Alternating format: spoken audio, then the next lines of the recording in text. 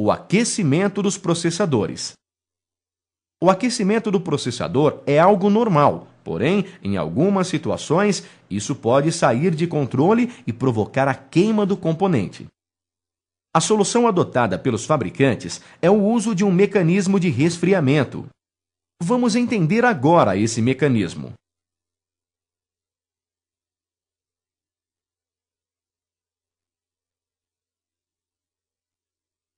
A primeira parte do mecanismo é chamada dissipador. Ele é uma peça de alumínio, cobre ou prata que fica posicionada sobre o processador e tem a função de aumentar sua superfície de contato. Isso faz com que o calor do processador saia por essa peça. Para facilitar ainda mais a troca de calor entre o dissipador e o processador, os técnicos aplicam uma pasta térmica entre o dissipador e o processador. Pois bem, mas ainda não explicamos o mecanismo por inteiro. Falta ainda uma última parte, o cooler. O cooler nada mais é que um ventilador pequeno.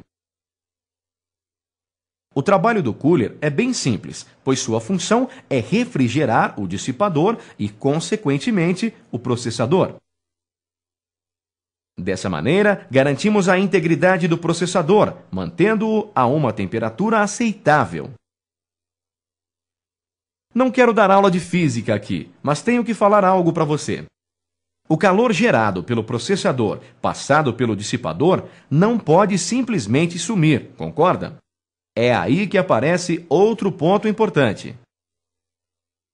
O gabinete, ou seja, a caixa em que as peças do computador ficam, também deve ser corretamente ventilado. Caso contrário, depois de algumas horas de uso, ele estaria parecendo um forno. Para isso, coolers adicionais são instalados no gabinete. O cooler da fonte de alimentação também ajuda, criando um fluxo de ar sempre fresco. Vamos agora exercitar um pouco. Com seus conhecimentos, monte a sequência correta entre processador, pasta térmica, dissipador e cooler.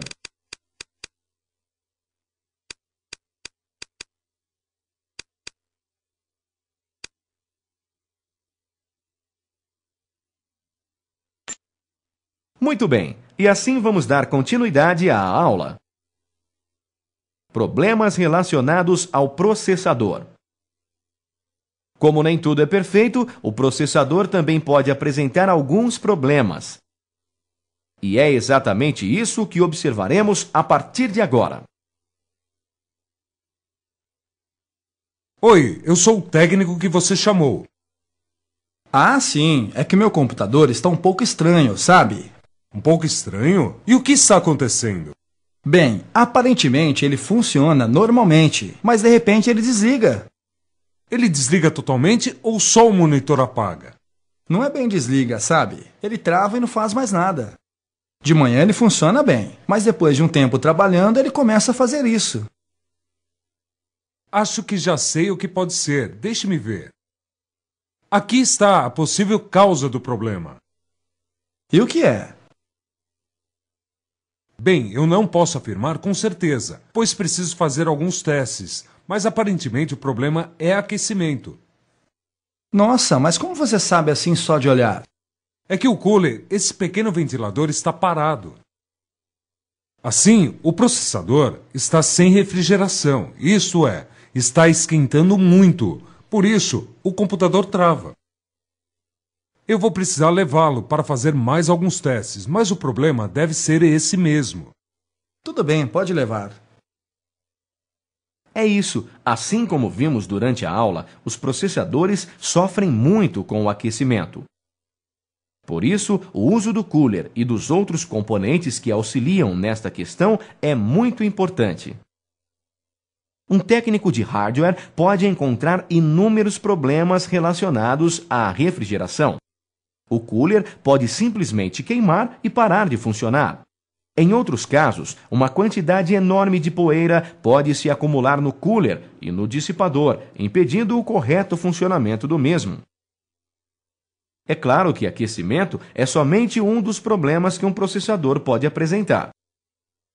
Porém, ao apresentar um problema, fatalmente ele terá que ser substituído.